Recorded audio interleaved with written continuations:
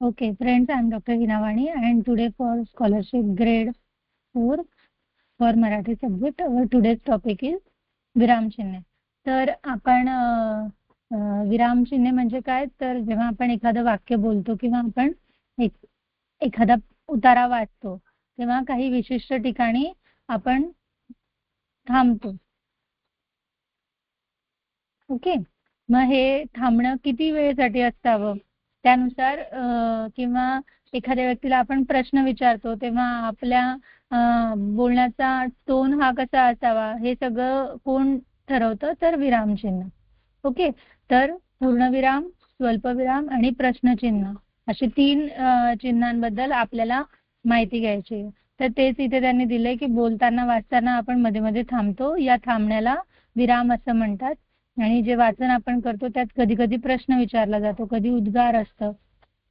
तर यासाठी कुठे थांबावं हे कळण्यासाठी जी चिन्हे वापरली जातात त्यांना विराम चिन्हे असं म्हणतात. तर एकूण 13 ते 14 चिन्हांचा वापर हा मराठी भाषेमध्ये केला जातो. त्यापैकी 3 विराम चिन्हांबद्दल आपल्याला माहिती घ्यायची आहे. तर पहिलं आहे पूर्णविराम. तर वाक्य संपलं हे दर्शवणारं जे विराम चिन्ह आहे त्याला पूर्णविराम असं म्हणतात.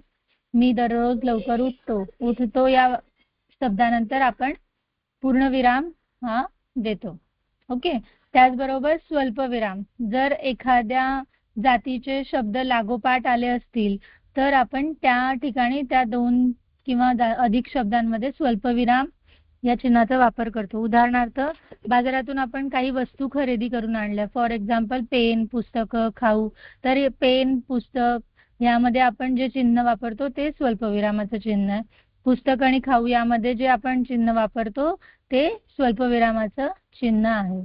ओके, आणि प्रश्नचिन्ह म्हणजे जर एखाद्याला आपण प्रश्न विचारला तर वाक्याच्या शेवटी आपण प्रश्नचिन्ह देतो, क्वेश्चन मार्क ज्याला आपण इंग्लिशमध्ये म्हणतो. तर आता सरावासाठी असलेले जे प्रश्न आहेत ते आपण बघूया.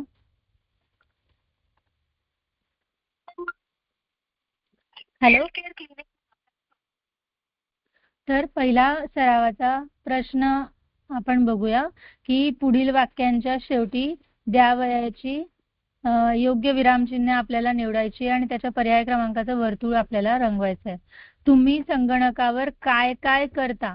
आता एखाद्या वाक्यामध्ये जेव्हा काय काय, कोण, कशाला असे शब्द येतात तेव्हा हे शब्द जे आहेत ते प्रश्न दर्शवतात आणि म्हणून या वाक्याच्या शेवटी आपण प्रश्नचिन्हाचा वापर करू. तर प्रश्नचिन्ह असलेला जो पर्याय आहे तो आपल्याला निवडायचा आहे. तर खाली हे 4 पर्याय तुम्हाला दिलेले आहेत. तर याच्यापैकी प्रश्नचिन्हाचा पर्याय कुठला आहे, तर हा प्रश्नचिन्हाचा पर्याय आहे. दुसरा जो पर्याय आहे तो उद्गारवाचक चिन्ह आहे, हे पूर्णविरामाचं चिन्ह आहे आणि हा स्वल्पविराम आहे. ओके, आता पुढचा प्रश्न बघूया. चंदन माझा व सुमाचा मित्र आहे. आता हे एक सिंपल प्लेन वाक्य आहे की चंदन हा माझा आणि सुमाचा मित्र आहे. तर या वाक्याच्या शेवटी आपण जे विरामचिन्ह वापरू ते कुठलं वापरू, तर पूर्णविरामाचं चिन्ह वापरू, कारण इथे जे वाक्य आहे ते पूर्ण झालेलं आहे. एक दिवस कासव जंगलाकडे निघाले. आता हे पण एक सिंपल सेंटेन्स आहे ज्याला आपण इंग्लिशमध्ये ॲसरेटिव्ह सेंटेन्स म्हणतो. तर इथेही आपण पूर्णविराम या चिन्हाचा उपयोग करू, जो की पर्याय क्रमांक 4 आहे. ओके, आता पुढचा जो प्रश्न आहे त्यामध्ये तुम्ही बघाल की कशी हा शब्द आलेला आहे. तुम्ही माझी काळजी कशी घ्याल. आता कशी, का, कोण, कशाला, कोठे, तर हे सगळे मी जसं म्हटलं तुम्हाला हे प्रश्न दाखवतात आणि म्हणून या ठिकाणी कुठलं चिन्ह येईल, तर प्रश्नचिन्ह येईल, जे की पर्याय क्रमांक 3 मध्ये आपल्याला आढळून येत आहे. ओके, तर याच प्रकारे तुम्ही 5वा आणि 6वा जो प्रश्न आहे तो स्वतः सोडवायचा प्रयत्न करा. आता आपण पुढचा जो सरावाचा प्रश्न आहे तो घेऊया. वाक्यातील विरामचिन्ह ओळखून त्याच्या पर्याय क्रमांकाचं वर्तुळ आपल्याला रंगवायचं आहे. वाक्य दिलेलं आहे, मी मोराचे सुंदर चित्र काढले.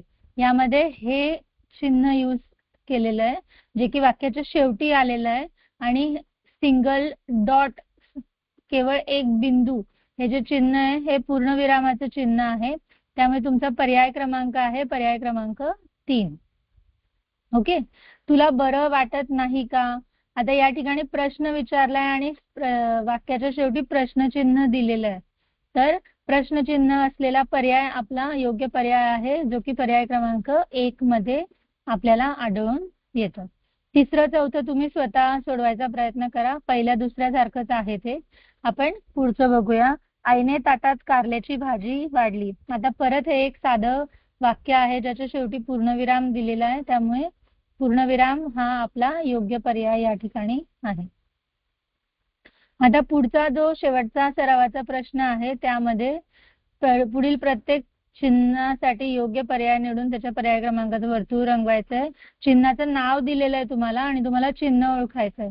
तर तुम्हाला सगळ्यांना माहिती आहे पूर्णविराम कसा दिसतो, एक सिंगल डॉट. आता ते कुठल्या पर्यायामध्ये आपल्याला दिसतंय तर पर्याय क्रमांक 3 मध्ये आपल्याला दिसतोय आणि म्हणून तेच आपलं अचूक उत्तर आहे. स्वल्पविराम जो की पर्याय क्रमांक 1 मध्ये आहे आणि प्रश्नचिन्ह जे की पर्याय क्रमांक 4 मध्ये दिलेलं. तर अशा प्रकारे एकदम सोपं असं हा पाठ होता किंवा टॉपिक होता, ज्यामध्ये आपण विरामचिन्हांबद्दल माहिती घेतली आणि आपण 13-14 जी मराठी भाषेमध्ये विरामचिन्ह वापरली जातात त्याच्यापैकी 3 विरामचिन्हांची माहिती या वर्षी आपण घेतली. तर इथे आपण थांबूया आणि आपला जो पुढचा टॉपिक आहे तो नेक्स्ट लेक्चरला